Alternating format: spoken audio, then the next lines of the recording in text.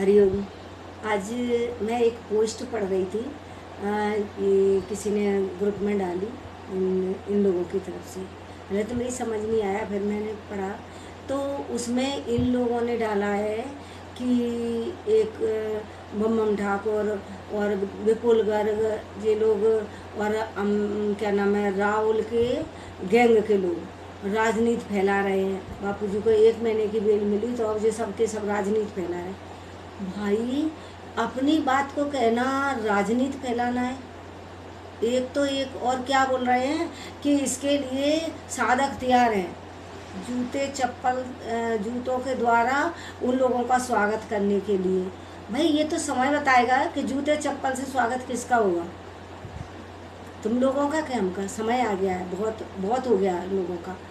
और राजनीति फैलाने की बात है तो अगर ये बात कि बापूजी का जो बापूजी को हम लोग इस बात का डर रहे थे, इसी बात का था। कई लोगों ने ऐसे ही कहा, हम अभी चुप थे कि इस बात पे कि बापूजी को जो 3 महीने की पहले जमानत मिली, अभी 3 महीने की मिली, अभी 1 महीने की मिली, 7 महीने हो गए। इतने दिनों से हम लोग चुप क्यों थे? क्योंकि हमें इस तरह से बात चर्चा की तो आपस में आया और ये डर था कि अगर हम लोग चिल्लाएंगे कि ये बापूजी को सुप्रीम कोर्ट ने, हाई कोर्ट ने जो जमानत दी थी, शुरू में सुप्रीम कोर्ट ने अभी जमानत दी, उसमें जज का ये कहना है और दिए इसीलिए थे कि बापूजी का इलाज के लिए दी गई, लेकिन इलाज नहीं कराया। इन लोगों ने इलाज नहीं कराया, बापूजी को इधर उधर लेके घूम रहे थे। हम इसलिए इस बात पर नहीं ज़्यादा वो किया कि जज को ये बात पता चल जाएगी और जज फिर बापूजी को जो जमानत दे रहा है वो भी नहीं देंगे। लेकिन हम लोग अगर बोलते तो ये लोग यही कहते कि इन लोगों ने चिल्ला चिल्ला के, जज को क्या पता था, इन लोगों ने चिल्ला चिल्ला के जज को बता दिया और इसलिए बापूजी का ऐद कर दिया और जमानत नहीं मिल पा रही है। लेकिन हमने नहीं किया। उसके बावजूद भी जज ने बोला है ना, कितनी बार बोला कि तुम लोग इलाज के लिए मांगने आते हो, इलाज कराते नहीं हो, ले लेके घूमते रहते हो इधर उधर।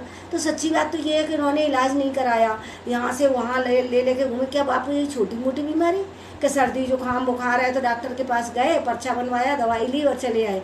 अरे उनको 3 ब्लॉकेज हैं, उनको अंदर अल्सर है, माइग्रेन की बीमारी, क्या क्या उनको इतनी सारी बीमारी, 7 बार अटैक पड़ चुका है, जिनकी 3 ब्लॉकेज, वो भी 90%, 99%, 95%, 90%। क्या उनका इलाज ऐसे हो जाएगा कि डॉक्टर के पास गए और इलाज होके आ गया?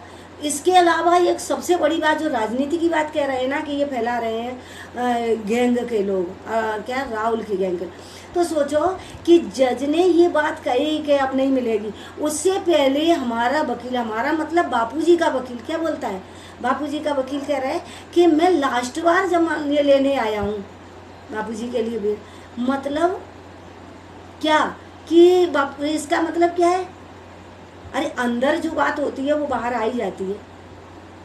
रामायण में लिखा है कि खैर खून खांसी खुशी बैर प्रीत नहीं दुरे दुराए। तो अंदर जो बात है तो वो निकल ही गई कि लास्ट बार लेने आए। अब इसका अगर ये बात सामने आती है तो ये प्रश्न, कितना बड़ा प्रश्न उठता है। ये छोटी सी बात के लिए कहते हो कि आग की तरह फैला दो इस बात को।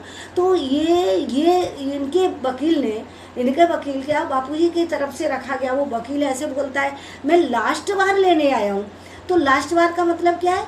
अब बापूजी को जब तक ससम्मान बरी नहीं हो जाते, बापूजी अपने केस से निर्दोष साबित नहीं हो जाते, तब तक तो जमानत चाहिए। ये लास्ट बार का मतलब क्या है? कि बापूजी को फिर जेल पहुंचाना है या बापूजी को समाप्त करने की कोई योजना है इनकी, या इस तरह का शब्द इन्होंने क्यों कहा? अगर कोई साधक ऐसा पूछ ले तो राजनीति फैलाना है। खुद गलती करते हैं और ऊपर से इस बात को कहते हैं कि ये लोग, और उनके लिए बोले साधक तैयार बैठे हैं। भाई ऐसे साधक, तुम लोग ये सोचते हो ना, अरे सही बात तो ये है कि बापूजी ने अभी रजो करी में कितनी तारीख को, शायद 6 तारीख है, तो बापूजी ने खुद बोला है कि बहन बता रही थी कि बापूजी आए, पहले कुछ देर शांत रहे, बिल्कुल बोले ही नहीं।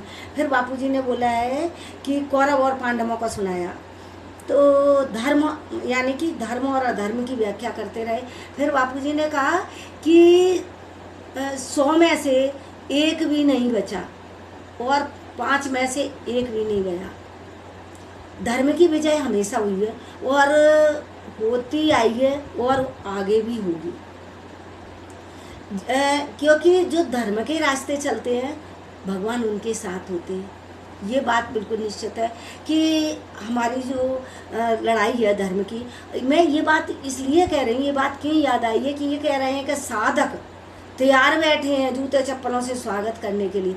वैसे तो कोई साधक ऐसे बेवकूफ़ इतने तो होंगे नहीं कि जिनको ये बात समझ नहीं आए, और अगर होंगे भी अधर्म की लड़ाई में दुर्योधन का साथ देने वाले, चाहे फिर भीष्म पितामह जैसे क्यों नहीं हो, उनका भी क्या हुआ, इनके साथ देने वाले, चाहे द्रोणाचार्य जैसे मित्रता निभाने वाले हों, चाहे उनके कर्ण जैसे मित्रता निभाने वाले हों, चाहे फिर आचार्य क्यों नहीं हो ऐसे कि जो अधर्म का साथ देने वाले, तो भगवान कृष्ण ने उनका भी विनाश देखा, महाभारत में सुनिश्चित हुआ।